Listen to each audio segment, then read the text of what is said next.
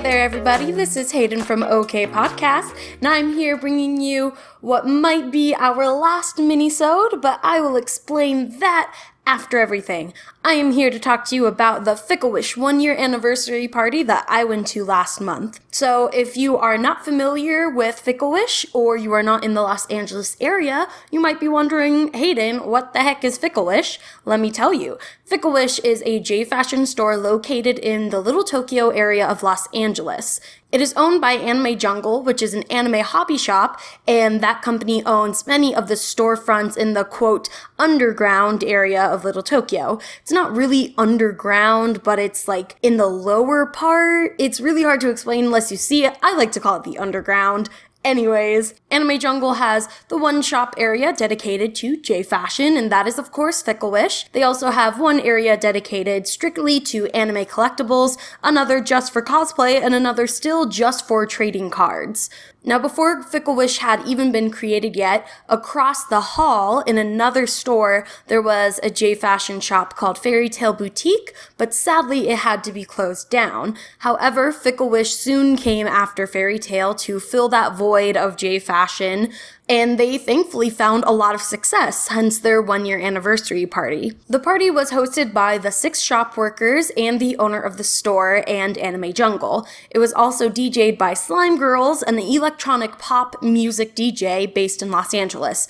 Their music sounds parallel to the type of music that many people in the J-fashion community like to listen to, especially if you're into the more cutesy fashion subtypes. I highly recommend that you listen to their music at slimegirls.bandcamp.com.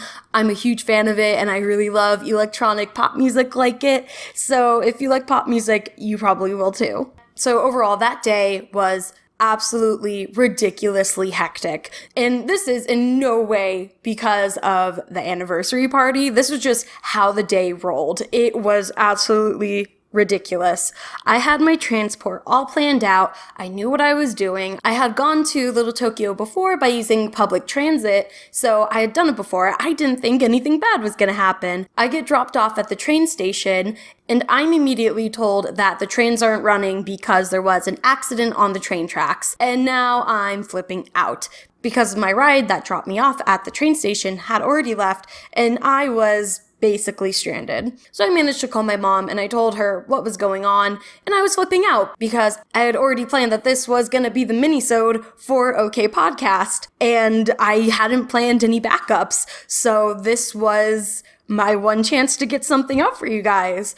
So my mom rushes over to the train station, picks me up. We're trying to run to the next station, see if maybe we can catch the one of the 2 trains that we're going to be heading down to LA. And I already know we're not going to make it in time. There's no point. So I was upset. My parents agreed, however, that they would go down with me, eat dinner, have a bit of a date night, and that they just drop me off and pick me up later. So I was super thankful, dried my tears, cause oh boy, I was crying, cleaned up my makeup. That was necessary. And then finally, we were heading down to Little Tokyo. I was so happy. So I get there and I make my way over to the shop and interview the shop workers there. Had a great time doing that. And then afterwards, I killed some time by grabbing food, listening to the band that was playing in the square, and I bought some makeup supplies. I headed over back to the shop at about 8 o'clock and I chatted with some friends, showed off my brand new adult business cards. That's right, I have fancy schmancy business cards now and I'm officially an adult.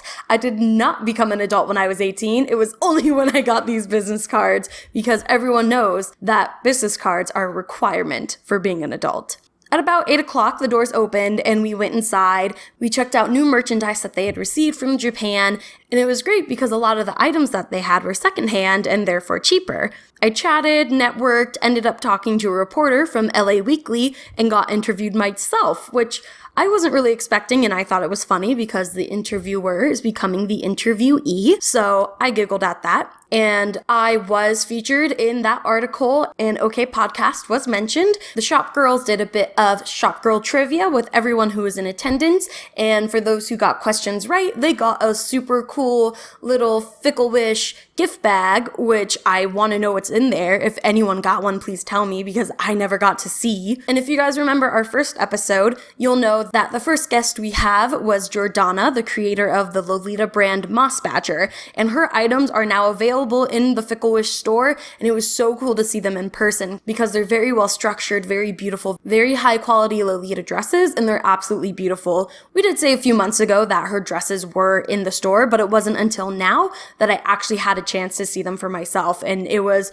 so awesome to see them in person. I'm so happy for Jordana. Then after the Shop Girl trivia, we started dancing and having fun that way. So that was my little experience. Now we're gonna go on to the interviews. So I do want to let you all know before I get started that I only managed to interview 5 out of 6 of the shop workers at Fickle Wish, and then somehow one of the questions that I did for an interview got lost. So I'm so sorry that I only have 4 interview questions for you right now, but the 4 that I do have are really, really great in my opinion. And without further ado, let's jump in. My name is Perla Marina. I hail from the ocean. What pronouns do you use? She. What does a typical day at Fickle Wish look like? Well, it's mainly just greeting customers. We always want to make sure that they're having a great experience here. Some people are not aware of the fashion sense, so it's a lot of explaining too, especially because there's a lot of tourists coming in. But it's always fun, and usually we get like a lot of regulars, and like it's always nice to see everyone and like catch up and then just like chat with people and like make this place like a really nice place to be at.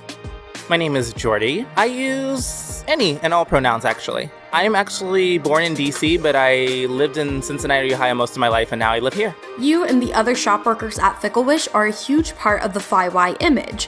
What does a typical prep for the workday look like? Generally, I try to be comfortable. I still try to wear things from the store or things that pertain to Japanese street fashion or the indie artists we carry, but I always try to be comfortable for the most part. So sometimes I'll put on makeup, but sometimes other days I won't. Just trying to make sure that we represent the shop well. Howdy, my name is Mabel. What pronouns do you use? She. And where do you come from? I come from outer space. Fickle Wish is one of the most popular J-fashion stores in California. What's the best thing about being a part of a store like that? That's a loaded question. So many great things about working here. I think that one of my favorite things about this store is that it's the bridge between Japan and LA, and we bring people things that you could never get anywhere else outside of Japan, that things that, well, are only sold in Japan, and now you can get them at our store. So I think being the bridge is probably my favorite part. But also, meeting people is also one of my favorite things. I've met so many amazing people while working here for a year now. So that's another really, really awesome part of working here. My name is Ona. I use she and her and he and him.